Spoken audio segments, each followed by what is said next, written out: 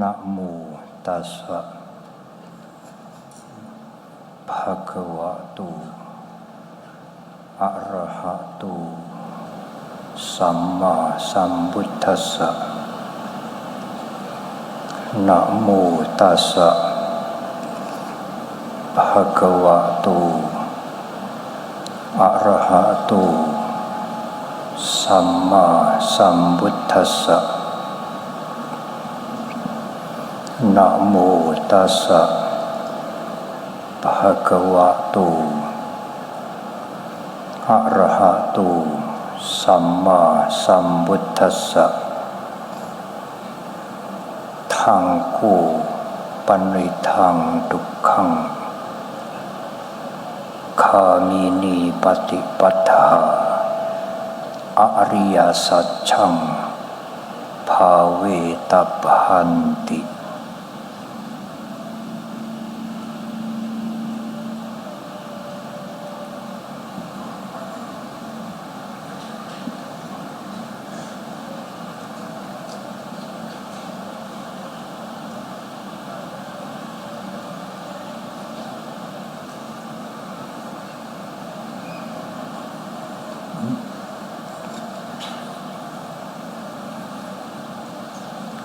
Ibu, bapak dan saudara-saudara, sebelum kami menyampaikan uraian Dhamma, kami minta dengan sangat, Ibu, bapak dan saudara, kalau tidak sangat perlu, tidak berjalan-jalan, mengambil tempat duduk untuk mendengarkan dan menghormati Dhamma. Sekali lagi, ibu bapak termasuk panitia, kalau tidak perlu, tidak berjalan-jalan, duduk dengan tenang, mendengarkan dan menghormati Dhamma.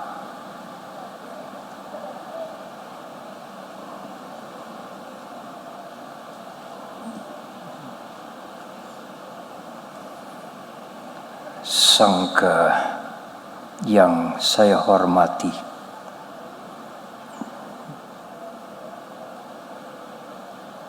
tentu termasuk para samanera yang cukup banyak, para tasilani, para pandita, umat Buddha sekalian yang datang dari hampir seluruh penjuru tanah air.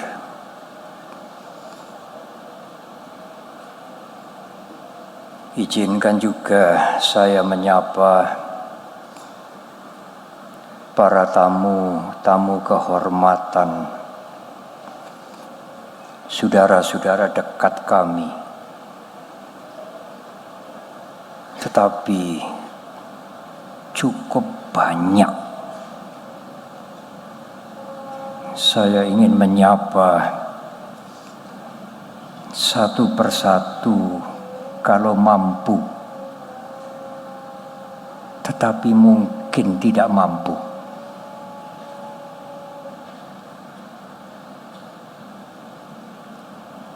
Tentu Bapak Dirjen Bimas Buddha Kementerian Agama, Bapak Supriyadi, yang ibu dan putranya juga berada bersama kita. Tetapi juga saya tidak mungkin tidak menyapa Gung Ari yang sudah membuat gara-gara.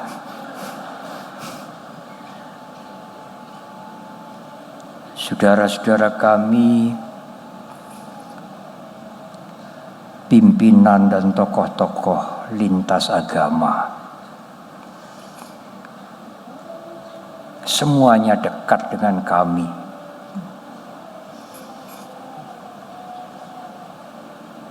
Tetapi juga kami harus menyapa, mewakili semuanya, Ketua Forum Kerukunan Umat Beragama Jawa Tengah, yang juga Sekjen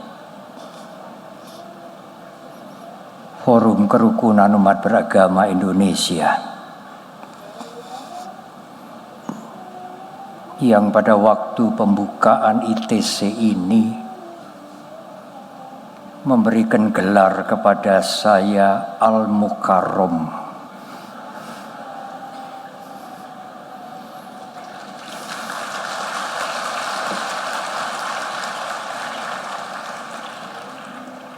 Al-Mukarrom Panyawaru Mahatera.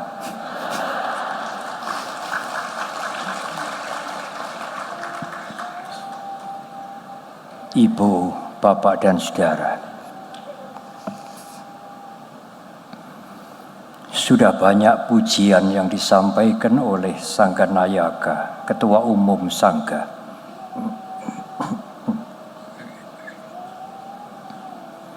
Oleh karena itu,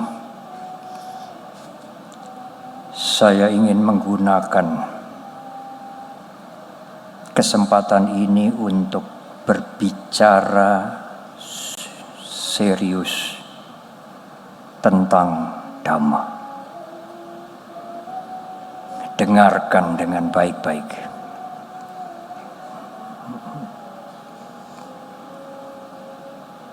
Pada waktu khotbah pertama Dhammacakka Pawatana, pemutaran roda Dhamma, Guru Agung kita membabarkan 4 kebenaran Arya, Cattari Arya Sacchani. 4 kebenaran Arya itulah yang menjadi ajaran utama dari seluruh ajaran Guru Agung kita.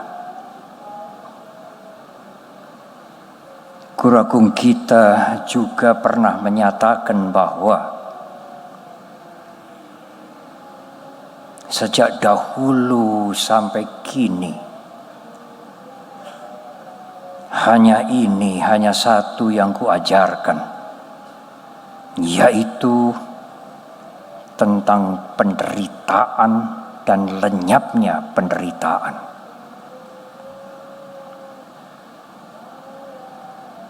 Dalam kesempatan yang lain, Guru Agung Buddha Gotama juga mengumpamakan ajaran yang kuajarkan ini laksana lautan yang luas. Tetapi dimanapun Anda mencicipi air laut, rasanya adalah sama, asin. Loma rasu, rasa asin. Demikian juga ajaran Guru Agung kita.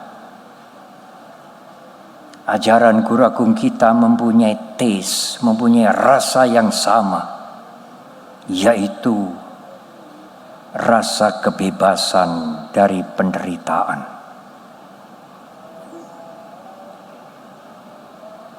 Penderitaan adalah masalah semua orang, ibu, bapak, dan saudara. Bukan bukan hanya masalah umat Buddha. Kebahagiaan adalah obsesi semua orang, siapapun mereka.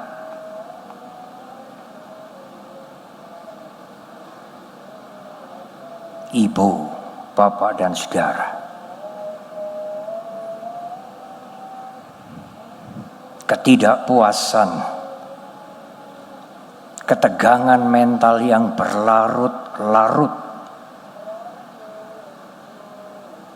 itulah penderitaan yang dirasakan oleh hampir semua orang.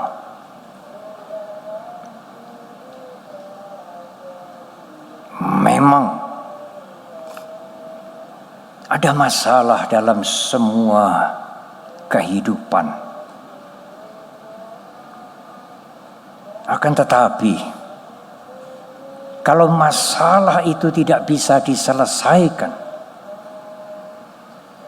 masalah itu menimbulkan ketegangan mental. Dan ketegangan mental yang terus-menerus itulah penderitaan. Tidak ada yang disebut dengan kebahagiaan yang dirasakan.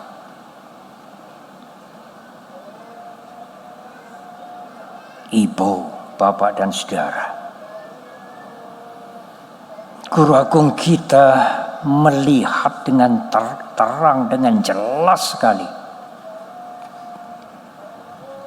apakah sebab penderitaan itu. Saya akan menggunakan dua cara untuk menjelaskan sebab penderitaan. Yang pertama, mengumbar keinginan.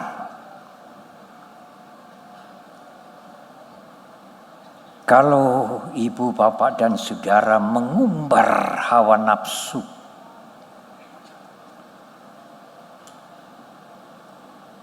menikmati kenikmatan boleh, tetapi menikmati berulang, kemudian ingin menikmati yang lain,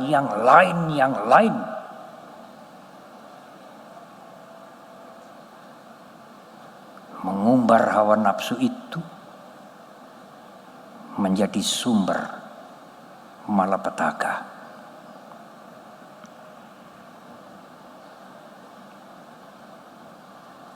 Ibu, bapak, dan saudara, dalam bahasa Pali disebut kama tanha, bhava tanha.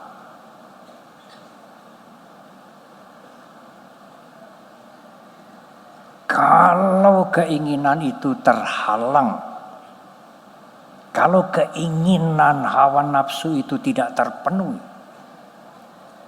timbullah keinginan yang lain untuk menghancurkan siapa saja yang menghalangi dia, juga menghancurkan dirinya sendiri.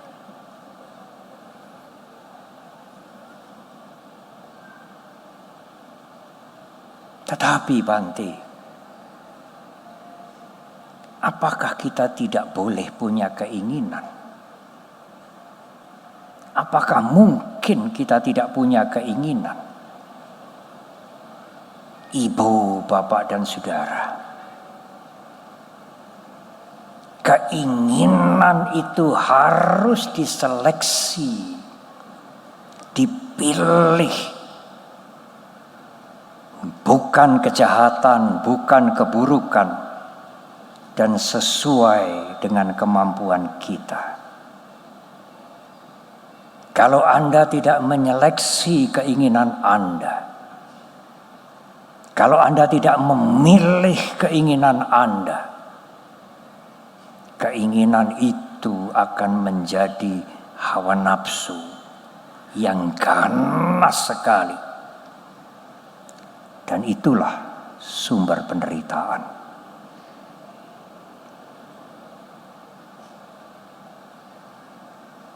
Oleh karena itu, Ibu, Bapak, dan Saudara, seleksi,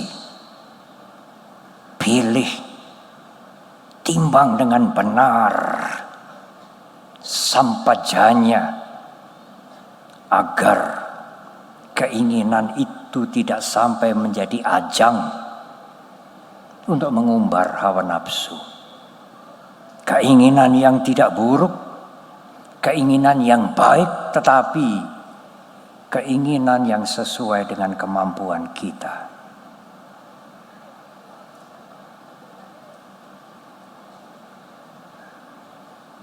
Kalau demikian, Bante, kami bisa menyeleksi, kami bisa memilih. Kami tidak mengumbar hawa nafsu, tidak mengumbar keinginan.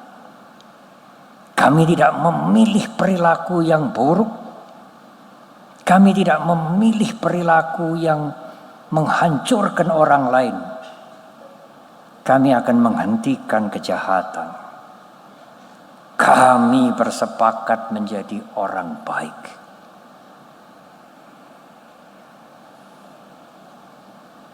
Apakah penderitaan berakhir, Bante?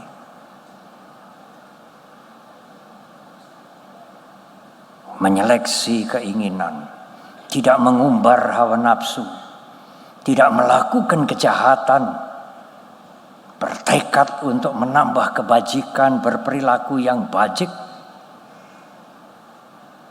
sesuai dengan kemampuan kami. Apakah penderitaan sudah berakhir, bisa berakhir, Bante? Belum, saudara. Mengapa demikian? Saya akan menggunakan penjelasan yang kedua. Sudahkah saudara siap menerima perubahan? Memang sekarang sudah berhenti dari kejahatan. Memang sekarang dia sudah menjadi orang baik. Kita sudah menjadi orang baik.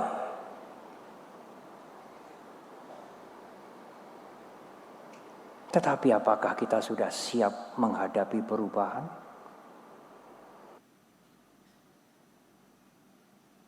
Apakah kesejahteraan itu kekal, saudara? Apakah kemakmuran yang ibu bapak rasakan itu selamanya? Apakah kesehatan ini abadi? Semuanya berubah. Meskipun Anda sudah menjadi orang baik. Apakah Anda bisa menghentikan perubahan itu? Tidak mungkin. Kita semua menjadi tua. Sudahkah saudara siap menjadi tua? Atau tidak ingin menjadi tua?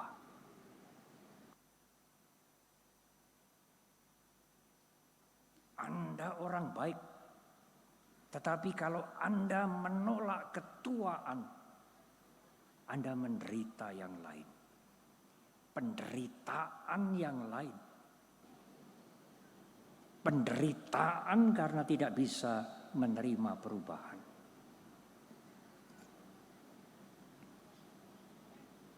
Kita semua akan sakit. Apakah kita bisa menghindari sakit?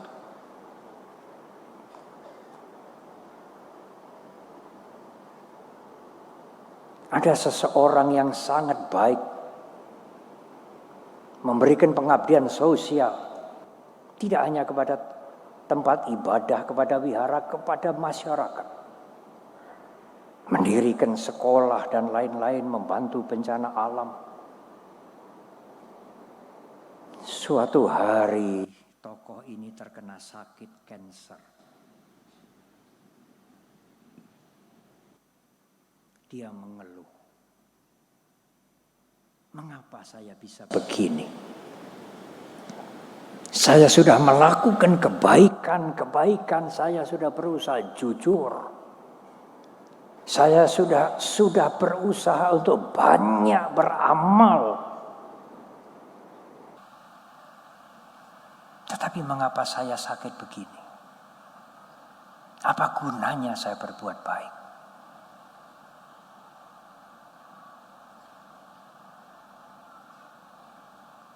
Orang ini sulit memahami perubahan. Baik memang perlu, sangat perlu. Sabab papasa akar renang. Jangan berbuat kejahatan. Berhentilah berbuat kejahatan. Tetapi Anda juga harus siap menerima perubahan.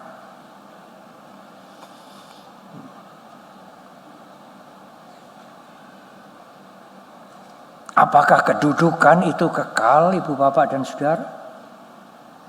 Tidak. Kedudukan, kesejahteraan, kekuasaan tidak kekal. Apa toh di dunia ini yang kekal, Saudara? Tidak ada. Pada waktu saya diminta memberikan khotbah Waisak di gedung DPR RI di Jakarta. Saya ulang berkali-kali, tidak ada yang kekal, Ibu Bapak dan Saudara. Kenyamanan, kedudukan, kekuasaan tidak ada yang kekal. Semuanya berubah. Siapa yang bisa memungkiri kesunyataan itu? Itu adalah the truth.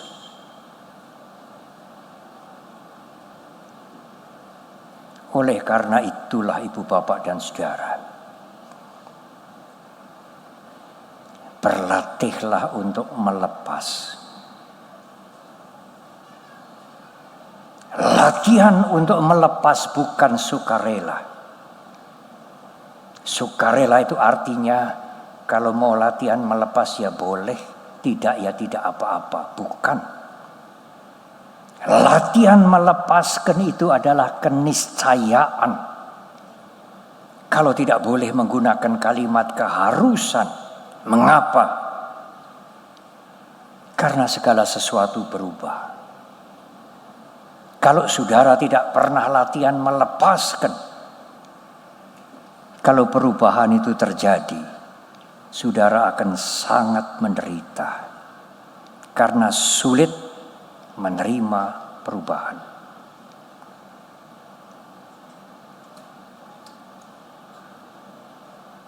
Ibu, Bapak dan Saudara, ada kisah yang menarik sebagai uraian paragraf kedua dari Dhammadesana malam hari ini. Pada waktu Waisak di Mundilan, saya bertemu dengan seorang imam Katolik. Saya mengundang malam hari ini, mungkin Romo hadir di tengah-tengah kita. Romo Agung Wijayanto. Beliau kepala paroki di Mundilan, SY. Yang saya terkejut, Romo Agung ini kuliah doktoral S3 di Hong Kong University tentang agama Buddha. Nyun sewu Romo rawuh, Romo Agung rawuh.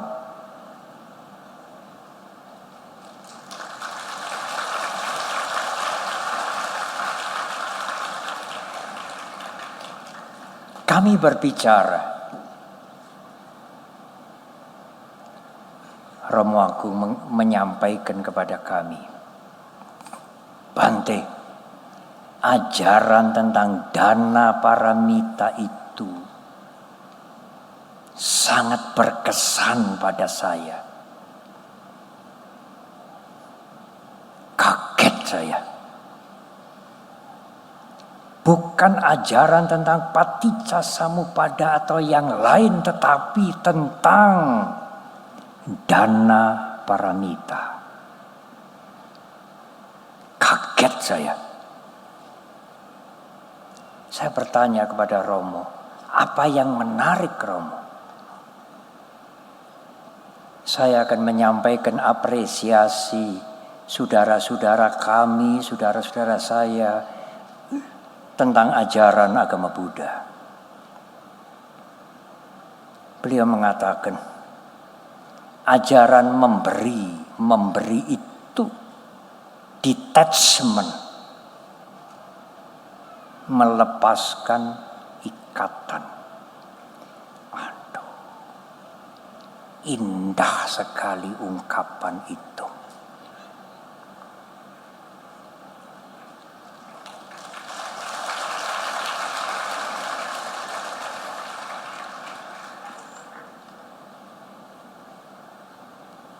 Tadi pagi saya bertanya kepada Gong Ari yang membuat gara-gara tadi. Gong Ari menjelaskan kepada saya di ajaran agama Hindu ada ajaran tiaga. Tiaga adalah bahasa Sanskerta yang bahasa Palinya adalah caga. Gong Ari menjelaskan bahwa salah satu dari tiaga adalah dana. Persis ajaran Guru Agung Buddha Gautama. Persis, saudara. Tiaga atau caga itu adalah memotong ikatan duniawi.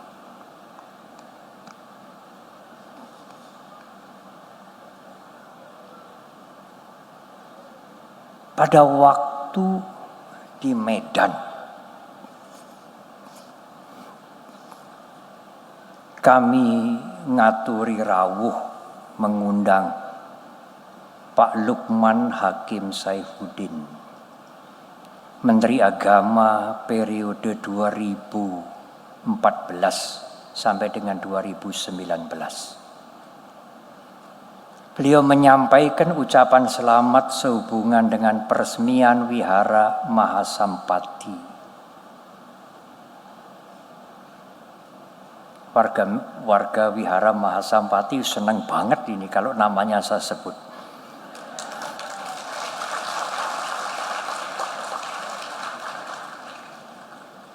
Pak Lukman menyampaikan di dalam sambutan singkat tidak sampai 3 menit. Tetapi bagus sekali. Pak Lukman menyampaikan, beliau mensitir salah satu ajaran Guru Agung Buddha Gautama. Beliau menggunakan kalimat ajaran guru utama Buddha, yaitu memberi, memberi, memberi.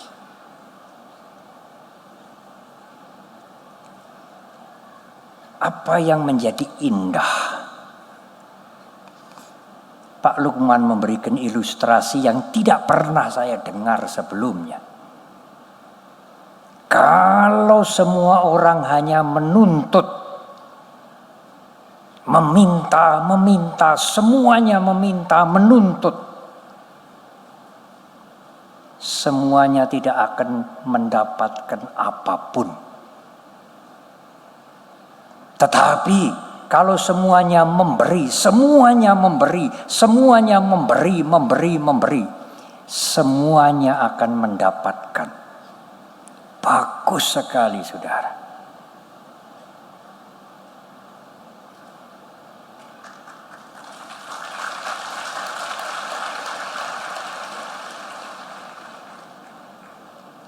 Kalau tepuk tangannya terlambat, susah menangkap.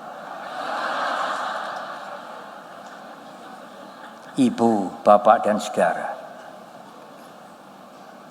saya ingin menguraikan bagian yang terakhir ini. Mungkin agak sulit. Kalau Anda berdana, jangan meremehkan berdana. memberi. Sekecil apapun, kalau Anda memberi dengan pengertian yang benar, Jalan Arya berunsur 8 dimulai dengan pengertian benar. Nomor 1, Anda akan berdana. Dengan berdana itu, sekaligus Anda praktek sila samadhi panya. Dengan memberi dari hasil yang sesuai dengan Dhamma. Diberikan untuk tujuan yang sesuai dengan Dhamma, tujuan yang baik. Pada saat Anda memberi itu, sila Anda bersih. Anda tidak membunuh, tidak menyakiti, tidak mencuri, tidak berzina, tidak berbohong, tidak mabuk. Saat Anda melakukan perbuatan baik dengan memberi. Kalau Anda memberi dengan tanpa pamrih, Romo Agung mengatakan memberi itu ajaran detachment. Umat Buddha sering menggunakan kalimat non-attachment, tidak melekat. Benten kalian umat Buddha Romo, kalau umat Buddha berdana itu semoga buah karma baiknya berlimpah-limpah.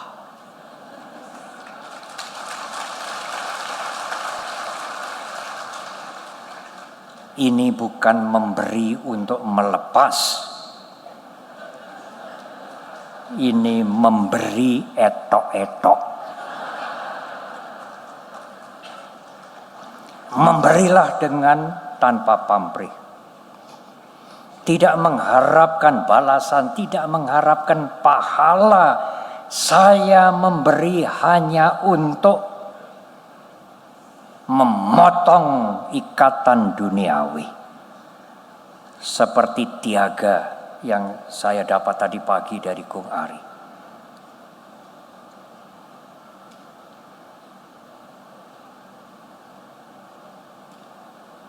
Anda memberi dengan praktek samadhi. Memberilah dengan kesadaran. Memberilah dengan sati. Tidak akan muncul pamrih, tidak akan muncul rasa iri hati. Tidak akan muncul ingin membandingkan. Dia memberi sedikit, dia memberi banyak, saya memberi sedikit, saya memberi sedikit, dia memberi banyak. Memberilah dengan kesadaran, dengan sati. Anda memberi untuk memotong ikatan duniawi. Anda memberi untuk detachment.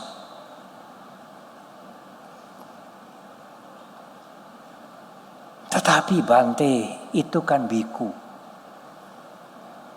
Apakah umat awam ini bisa memotong duniawi?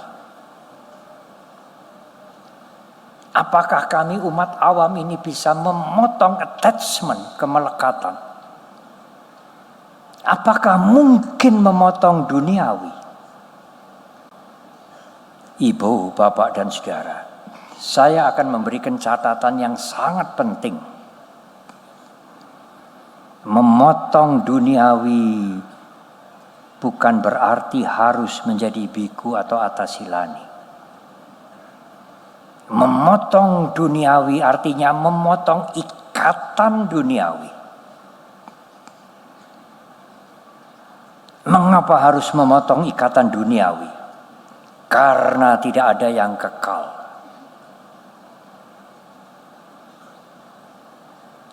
Anda boleh punya handphone yang bagus.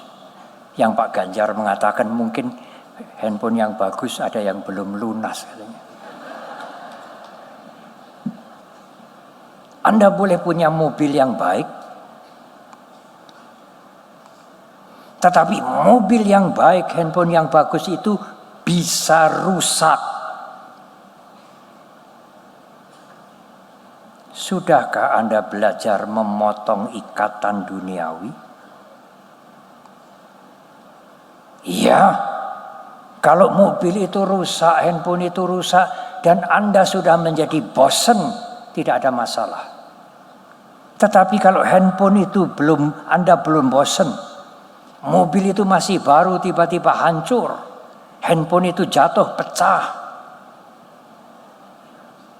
Kalau Anda tidak pernah belajar memotong ikatan duniawi, peristiwa itu adalah penderitaan. Itulah artinya memotong ikatan duniawi.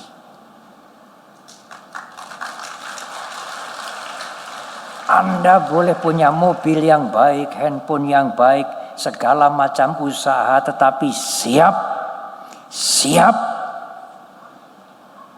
menerima perubahan. Itulah memotong ikatan duniawi. Bukan berarti memotong ikatan duniawi harus menjadi biku, menjadi miskin, orang kere. Bukan, saudara. Tetapi siap kalau segala sesuatunya berubah.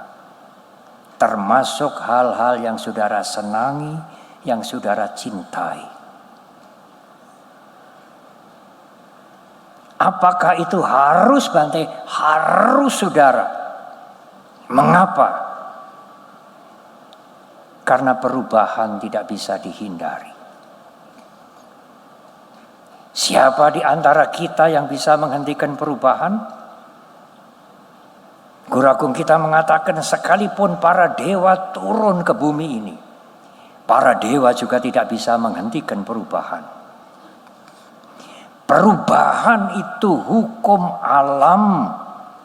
Anda harus menerima. Kalau Anda tidak bisa menerima perubahan, itu penderitaan jenis lain yang sangat hebat. Meskipun Anda sudah menjadi orang baik.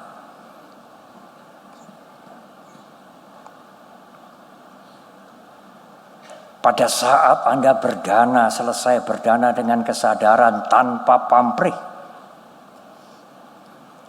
hanya bertujuan untuk membersihkan kotoran batin, memotong ikatan duniawi, kemudian muncullah aku sudah bisa berdana dengan baik. Aku sudah bisa berdana untuk detachment. Hati-hati, saudara.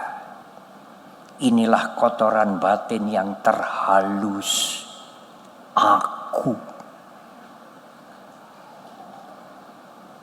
Aku itulah musuh besar yang berada di dalam diri kita. Tidak nyata, aku itu dibuat oleh pikiran kita.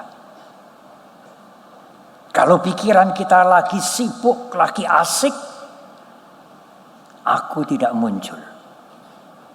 Mencurahkan perhatian pada pekerjaan sesuatu dengan penuh perhatian, dengan penuh kesadaran. Dengan kalimat yang gampang, pikiran lagi asik sungguh-sungguh. Pikiran aku tidak muncul. Karena aku itu dibuat oleh pikiran sendiri. Dan pikiran itu sendiri bukan aku. Karena dia timbul tenggelam. Sesuai dengan kondisi yang membentuk pikiran kita. Siapa, Bante, yang mengetahui sang aku? Yang dibuat oleh pikiran kita itu siapa? Yang mengetahui aku yang dibuat oleh pikiran kita sendiri itu juga pikiran itu sendiri. Pikiran yang jenisnya disebut sati. Sati itu adalah pikiran kita sendiri. Bagian dari pikiran itu sendiri. Yang bisa melihat kalau aku itu muncul. Bante, bagaimana kalau kita sudah berbuat baik, panitia sudah bekerja keras. Meskipun tidak diuarkan, muncul pada pikiran, aku sudah melakukan tugas, aku sudah berbuat baik. Enggak apa saudara, itu habit, kebiasaan untuk memunculkan aku. Tidak bisa di stop, tidak bisa dicegah. Kewajiban kita menyadari kalau aku itu muncul. Kalau aku itu muncul tidak disadari, aku itu akan berkembang biak. Menuntut ini, menuntut itu, mau begini, mau begitu, mau yang lebih. Sang aku itulah yang menuntut, yang sebenarnya ilusi, wipalasa, karena aku itu dibuat oleh pikiran kita sendiri. Saya pernah diberitahu oleh Ibu Anis, itu duduk di sana. Lalu saya juga bertanya kepada Ibu Prof. Syafaatun. Ibu Syafa ada di sana. Dalam bahasa Arab, aku itu Ananiyah. Leres ya Ibu ya? Ananiyah dalam bahasa Arab. Ego. Ilusi. Mungkin halusinasi, fata morgana, itu pikiran yang suka mengklaim. Apa saja yang kita lakukan, pikiran mengklaim. Aku sudah melakukan, aku sudah berjasa, aku sudah menjalankan kewajiban, aku sudah mengerti dhamma, bahwa aku itu adalah ilusi, itu aku juga. Sadari kalau aku itu muncul. Kalau Anda bisa menyadari aku itu muncul, menyadari,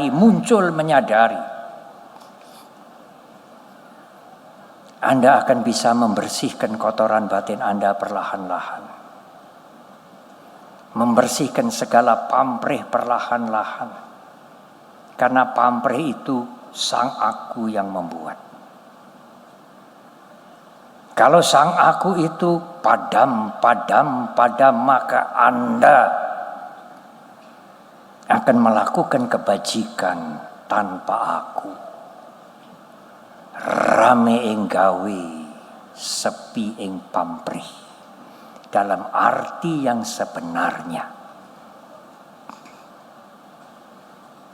Bukan karena tanpa aku itu akunya disembunyikan karena malu. Supaya kelihatan rendah hati. Bukan saudara. Tetapi kalau sang aku itu diketahui hanya buatan pikiran, Anda sudah tentu akan rendah hati. Bukan rendah hati karena akunya disembunyikan, bukan. Anda akan benar-benar rame ing gawe, sepi ing pamrih. Dalam arti yang sebenarnya. Karena Anda bisa menyadari bahwa aku itu hanya ilusi yang dibuat oleh pikiran.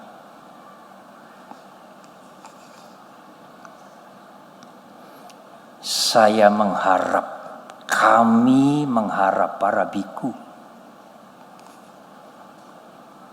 tahun depan musimnya memilih pemimpin, wakil rakyat, dan pemimpin yang lain-lain. Saya mempunyai harapan, semoga para pemimpin-pemimpin yang akan terpilih nanti pada tahun depan, para pemimpin yang rame ing gawe, sepi ing pamrih.